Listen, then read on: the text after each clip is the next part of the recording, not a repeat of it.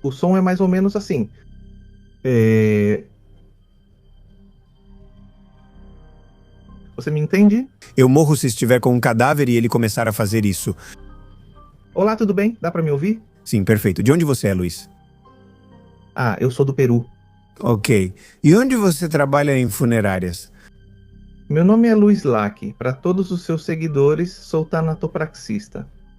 A tanatopraxia, para as pessoas que não conhecem, eu me dedico à reconstrução e à conservação de cadáveres. Essa é a minha profissão. Tenho muitos anos trabalhando nisso. Ok. Seu trabalho é anterior ao que seria um funeral. Claro, claro, no meu caso, claro, é antes do funeral. Faço maquiagem, chamada tanatopraxia estética, embalsamamentos, que é tanatopraxia, reconstruções e absolutamente tudo isso. Antes das histórias, preciso te fazer algumas perguntas tipo entrevista, tudo bem? Claro. Nem todos os corpos chegam iguais, imagino. Uma coisa é alguém que morre de forma natural, dormindo em sua cama, e outra coisa é um acidentado. Claro, é totalmente diferente os falecidos ou as pessoas que morrem em casa ou de forma muito natural. São corpos que são muito fáceis de trabalhar. Fazer a conservação, pois não preciso fazer mais nada do que a introdução do formaldeído, que é o líquido para embalsamar. Caso contrário, é o caso dos acidentados, onde eu preciso fazer a reconstrução. A união de certas partes, a sutura de algumas coisas, cobrir certos ferimentos com maquiagem. É um trabalho bem mais longo e pesado. Quando uma pessoa morre de forma natural, vamos dar um exemplo. Imagino que você já deve ter tido vários assim na sua carreira. Uma pessoa idosa que morre dormindo. Qual que é o processo básico? Isso. Primeiro, antes de tocar em um corpo, é preciso pedir um atestado de óbito. Uma pessoa que seja um médico que se responsabilize e ateste esse óbito. Depois disso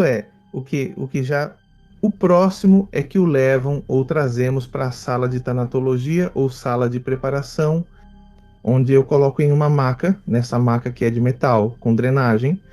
É feito o banho, eles são banhados, Ok. eles são preparados, eles são secos e é feita a tanatopraxia. A tanatopraxia ou a preservação tem muitas formas de ser feita. A que eu faço é através das artérias.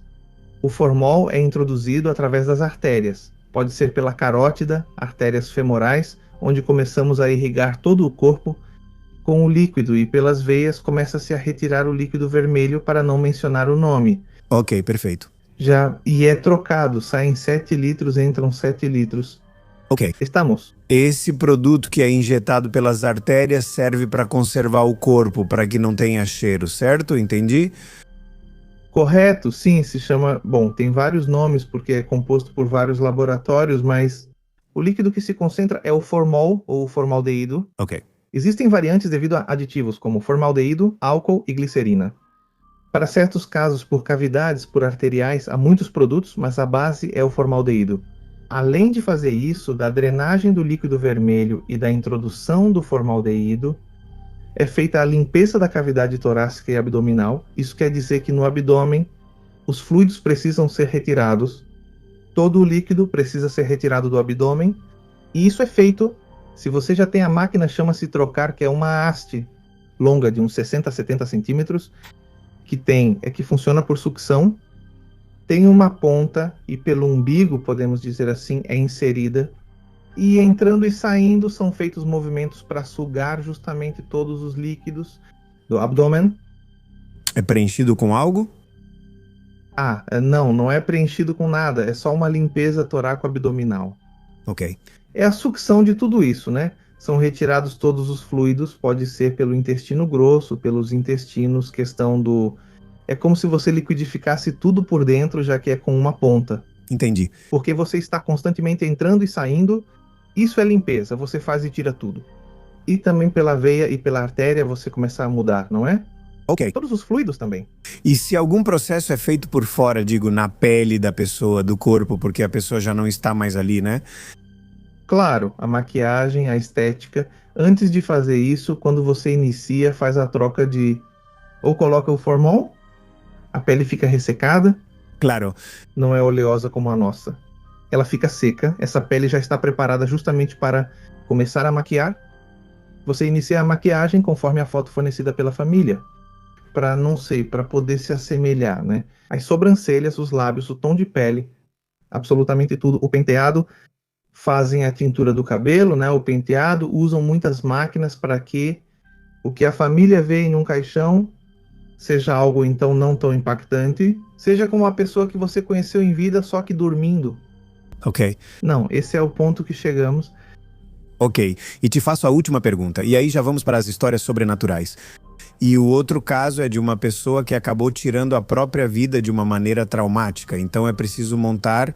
Eu uso essas palavras para tirar o peso do drama, porque se a pessoa que está nos ouvindo acha que tudo isso está sendo feito com o familiar dela, a gente se sente mal.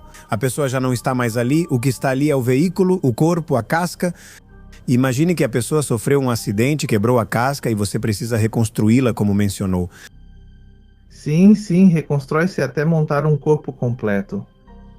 E depois vem o embalsamamento, mas o embalsamamento para um corpo assim é totalmente diferente. Se embalsama por partes. No mundo da tanatopraxia é conhecido como o embalsamamento dos 8 pontos. Isso quer dizer que introduzimos o formol já pelas artérias carótidas, porque são 2 de cada lado do seu pescoço há artérias. Sim. No lado esquerdo e no direito, assim como você tem dos 2 lados, também há na axila.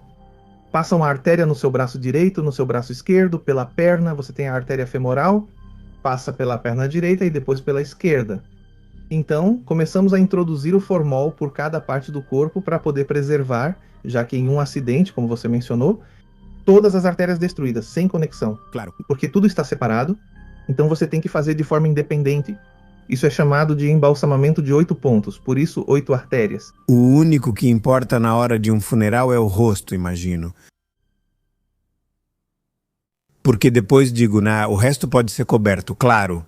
O resto pode ser coberto, não precisa reconstruir algo que pode não ser mostrado, digamos, pode ser ocultado.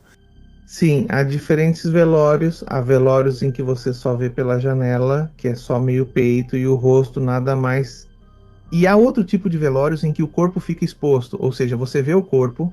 Claro! Entende? Você vê o corpo inteiro, tem caixões que são de tampa inteira, então você pode ver tudo. E nós sempre fazemos a reconstrução completa, absolutamente tudo, para colocar justamente a roupa, para fazer absolutamente tudo. Se eu focar apenas no rosto, em embalsamar o rosto e não o resto vai se decompor. Claro. Ao se decompor, isso produz odores, e não é um velório adequado, não. Claro! Bem, vamos ao que interessa. Histórias sobrenaturais, histórias paranormais no seu trabalho, conte pra gente, por favor. Bem, sim, só tenho uma para compartilhar com vocês. Não tenho mais nada para contar para vocês também. Eu trabalho em uma funerária desde os 13 anos de idade. É de família? Atualmente... Não. Era um trabalho de verão. Era janeiro. E um vizinho me perguntou se eu queria trabalhar e eu trabalhei. E comecei aos 13 anos. Atualmente tenho 34. Isso aconteceu há muito tempo, já faz 21 anos. Mas bom, vou compartilhar essa história com vocês, olhem. Quando comecei a trabalhar, minha primeira dúvida era: quem será a primeira pessoa que vou atender? Como seria esse primeiro falecido que vou carregar? Já que eu trabalhava só à noite e não trabalhava de dia. Eu ia à noite por volta das 6 ou 7h30 e saía às 8 da manhã, ou seja, dormia na funerária. Ai, Deus. Porque eu ajudava a quem? Aos vendedores. Os vendedores saíam para oferecer serviços funerários, conseguiam um serviço e eu ajudava eles, carregava coisas, limpava os escritórios de manhã e ia embora às 8. Bem, a primeira pessoa que eu fui atender foi uma menina e eu me lembro perfeitamente. Imaginem um quarto de um quarto, uma cama, uma cadeira de rodas em um canto, um cilindro de oxigênio, aparelhos de hospital e a menina deitada na cama. E então nós entramos já com o caixão, colocamos ela no caixão, levamos para a funerária. Isso aconteceu à noite. E a família decide fazer o velório no dia seguinte e não naquele momento. Isso quer dizer que ela ficou na sala de preparação e eu fiquei na mesma funerária, mas em outro setor, né? Nesses anos eu não embalsamava, só ajudava. Nada de estranho me aconteceu naquela noite. O que ocorreu foi, muitos dias depois de atender aquela menina, eu chego às 6h30 na funerária, Fica aberto até às 8 ou 9 da noite, fecho a funerária e vou comprar meu jantar. Quando saio para comprar o jantar, apago as luzes da funerária e abro a porta da rua. Viro para dentro e brevemente você vê o interior de onde está saindo, não, porque vai fechar essa porta. A luz do poste de iluminação ilumina brevemente lá dentro, e eu, no momento de fechar a porta, prestes a fechar, vejo a mesma menina que eu peguei. Ai, Deus. Ali, bem na minha frente, lembro perfeitamente, isso foi há 21 anos, cabelo curto até a bochecha, bata de hospital, ela era pálida, muito pálida, seus braços, mas eu não vi suas pernas. A batinha chegava mais ou menos até a altura do joelho, um pouco mais abaixo.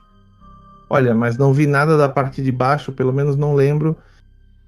Eu fiquei petrificado. Uma coisa muito estranha é que eu não senti medo, absolutamente nada de medo, eu só olhei para ela, nos olhamos e percebi, foram cerca de 3 segundos. Pisquei e ela desapareceu. O que eu fiz foi fechar a porta bem devagar, fechei e fui comprar meu jantar. Pensando em todo o caminho em que, se eu realmente visse o que eu vi foi real, foi uma sombra. As luzes pregaram uma peça em mim. Eu não entendi o que tinha visto e eu fui embora. Comprei meu jantar, mas depois de comprar meu jantar, eu tinha que voltar, porque eu dormia na funerária. Então eu abro a porta, acendo as luzes e eu fico para dormir lá. Não me aconteceu absolutamente nada naquela noite. Não me aconteceu nada, absolutamente nada. O estranho foi, dias depois, dali para frente. De manhã, eu limpava os escritórios e eu deixava as vassouras, os esfregões, a água, tudo pronto, né, para limpar no dia seguinte. Se eu deixava algo em um canto, no dia seguinte estava em outro lugar. As coisas começavam a se mover, começavam a fazer barulhos e foi assim por muitos anos até que deixamos aquela casa que era dos donos da funerária, deixamos aquele lugar para outro que era maior, alugamos um espaço bem maior. Mas aquela casa, que era bem no centro da cidade, foi alugada para uma ótica, e eu fui a essa ótica muitos anos depois, bem, para fazer meus óculos. Perguntei para a dona se ela sabia o que era isso antes. Ela disse, sim, era uma funerária. Perguntei se estava tudo bem, se algo aconteceu. Ela respondeu, sim, tem uma menina aqui. Opa! Perguntei, como sabe que tem uma menina? Ele disse, cortamos as lentes com pressão de água como uma pistola de água. Cortamos a lente dos óculos para entregar. E tem uma válvula para abrir e fechar. Então essa válvula eles fecham quando precisam abrir e abrem quando está fechada. Mexem nas suas coisas, fazem pegadinhas e sei que é uma menina porque até vi alguma coisa. Eu pessoalmente, que estou sempre aqui, já acho muito normal que coisas assim aconteçam, exceto os novatos que entram, que se assustam e pedem demissão da ótica. Então, depois de tantos anos, a menina ainda continua nesse lugar. Ou seja, ela ainda está lá. Antes era uma funerária, agora é uma ótica, mas ela continua nesse lugar. No meu trabalho, poderia-se supor que esse tipo de coisa acontece comigo muitas vezes, mas no meu caso não é assim, só tenho essa pequena história que vi com meus próprios olhos porque aconteceu comigo. Quando me perguntam se acredito em fantasmas, respondo que sim, pois já vi um. E além disso, só tenho histórias de acidentes, né, de corpos, né, de reconstruções, de muitas coisas desse tipo, que são próprias do meu trabalho. Escuta, a história é ótima, mas quero voltar ao seu trabalho e ao momento em que você está cara a cara com o corpo. Colegas seus da Argentina já me contaram que falam com o cadáver, que pedem permissão a ele. Tem algo disso? Sim, é algo muito comum entre os funerários, entre os tanatopraxistas, que quando eles ficam muito rígidos, falamos e começamos a conversar com eles, por assim dizer. Juan, não, Dom Juan, olha, quero vesti-lo, né? O senhor não está deixando e a família dele está lá fora sofrendo. Eu preciso fazer isso porque preciso que o senhor esteja com sua família lá fora. Não consigo avançar se continuar assim. Permita-me fazer meu trabalho para que sua família não sofra tanto lá fora. A gente fala coisas assim. E, não sei o que foi, não sei o que é, mas os corpos começam a se soltar. É algo muito comum no meio funerário. Alguns dizem que não acontece, e talvez estejam certos. Alguns fazem como eu faço, e às vezes funciona. E como muitas vezes é só a experiência em fazer exercícios para os braços que os faz se soltarem, Claro. e essas coisas, né? Mas existe. Ai, você é excelente contando histórias, por isso te faço mais perguntas, tá? Existe alguma verdade sobre os sons da morte, sons dos cadáveres? Sim, os corpos liberam ou produzem gases das próprias bactérias quando alguém falece. No estômago, eles começam a inchar e, obviamente, esse gás precisa sair por algum lugar. Geralmente, eles saem pela traqueia, laringe ou esôfago. As cordas vocais estão soltas, Permanecem ativas, ou seja, continuam vibrando? obviamente, e então os sons que saem, por exemplo, algo ruim que acontece comigo, o som é quase igual ao que farei agora. Ok?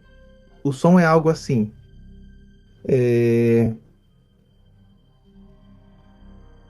Você me entende? Eu morro se estiver com um cadáver e ele começar a fazer isso. Esse é o som. Como você faz para não se assustar? Não, porque eu sei porque ele faz isso ou porque isso acontece. Claro. O que acontece é que os gases, obviamente, saem pela traqueia. Se eu estou trocando, eu sento brevemente para colocar a camiseta, a camisa, a blusa. Então, no momento em que você se senta, faz pressão no estômago. Claro. No momento em que faz pressão, esse som sai pela traqueia se você não usar algodão. Em alguns casos, há famílias que me dizem: quero estar presente quando estiverem trocando, fazendo. Não! Ao meu familiar. Que mórbidos.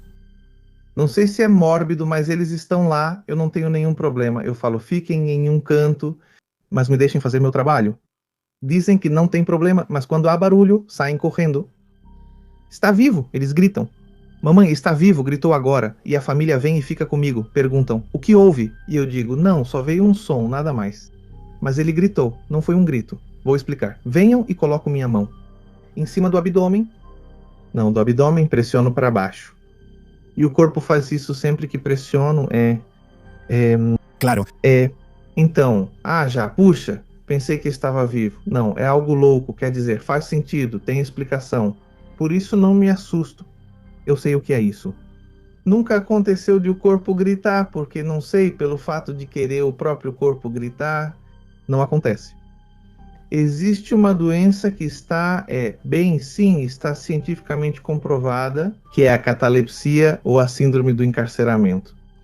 Catalepsia ou síndrome do encarceramento ocorre quando os sinais vitais ficam muito baixos, que os batimentos do seu coração, que a sua respiração nem se percebe, nem a máquina que consiga detectar isso. Mas o seu cérebro continua funcionando. Você ouve, se seus olhos estão abertos, você vê, você sente.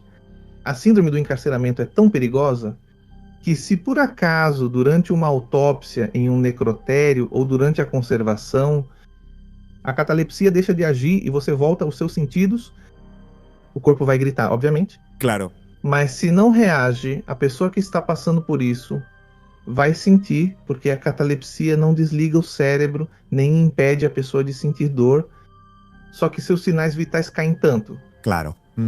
É uma doença catalogada e cientificamente comprovada chamada catalepsia. Os meninos podem pesquisar catalepsia ou síndrome do encarceramento. E justamente por isso também surge uma frase muito comum chamada salvo pelo gongo. Claro. Não sei se vocês ouviram, foi por isso mesmo. Na verdade, na Argentina tem um caso muito famoso que é da Rufina Cambaceres, que pediu para ser enterrada com um dispositivo que permitia tocar um sino caso ela acordasse, dentro do caixão. Sim, isso não vem de agora, vem de muito antes. Na verdade, o primeiro registro foi registrado na Inglaterra há 400 anos ou muito antes, onde os corpos não eram embalsamados. Então eles enterravam e colocavam um sininho, amarrando na mão da pessoa caso ela ressuscitasse. Claro. E mexia um sininho e ele tocava. Então o coveiro ia lá e desenterrava a pessoa, né? E daí vem a frase salvo pelo sino. Vou te fazer a última, Luiz. Foi um prazer te conhecer e de verdade acho que estamos tendo uma ótima, além do programa, uma ótima entrevista. Para que as pessoas saibam como é esse mundo por trás dos funerais, de tudo o que é feito quando a pessoa termina sua existência física. Mas a última pergunta é pessoal. E você sabe bem o que quer que aconteça com seu corpo? Nunca me perguntaram isso. Você é a primeira pessoa, mesmo após várias entrevistas, inclusive para canais do YouTube, o pessoal que cria esse conteúdo, nunca me fizeram essa pergunta. E se você me disser isso agora, assim, não, é algo para se pensar. Quero que façam com o meu corpo o que meus filhos quiserem, ou até mais, o que eles desejarem, obviamente, quando eu os tiver, porque eu não tenho filhos, mas quando eu tiver e eu falecer, o que eles quiserem. Não, o corpo é um transporte da essência de uma pessoa, é apenas o transporte. E quando chegássemos para descansar, pois só resta aceitar o que os que ficarem fizerem com você. Não há outra opção. Ok. Prazer em te conhecer, Luiz. Obrigado pelo contato. Pronto, muito obrigado por aceitar para que eu possa contar um pouco da minha história para o seu público. Dizer também que eu sempre posto conteúdo sobre o que acontece dentro da minha sala de preparação. Tento explicar para vocês de certa forma o que é o meu trabalho, como ele é feito, o que acontece, o que não acontece. Te conto com muita tristeza que eu tinha um canal com muitos seguidores e o TikTok, por causa das suas normas, derrubou ele. Não. Eu tinha quase 300 mil seguidores, derrubaram meu canal. E agora estou começando do zero faz pouquíssimo tempo, tentando obviamente chegar lá de novo. Mas agora com mais cautela, com certas coisas. Nas outras redes, obviamente dá para falar de forma bem aberta. Mas no TikTok é muito, muito delicado e a gente tem que saber como dizer as coisas. Então, a parte boa está lá no meu canal. Se quiserem visitar, fico muito agradecido. Lá vocês encontram muitas informações sobre meu trabalho. Nas minhas novas redes também tem. Tem vídeos que não estão no TikTok por causa do conteúdo, não. Vocês podem me encontrar como Luiz Laquita Natopractor, será um prazer. Se vierem do canal lá Academia Amigo e quiserem perguntar algo em qualquer vídeo meu, me avisem que vieram do seu canal e eu faço imediatamente uma resposta em vídeo para vocês com muito carinho. Luiz Laquita Natopractor, é assim que te procuram. Exatamente, em todas as redes sociais. Obrigado, Luiz. Abraço. Um abraço para vocês, muito obrigado. Tchau, boa noite. Impressionante? Impressionante. E não sei se acontece o mesmo com vocês. Curiosidade, vontade de continuar ouvindo, mas também impacto, né? Acho que isso acontece com todos quando ouvimos esses assuntos. É como se vocês estivessem em uma montanha russa de emoções, né?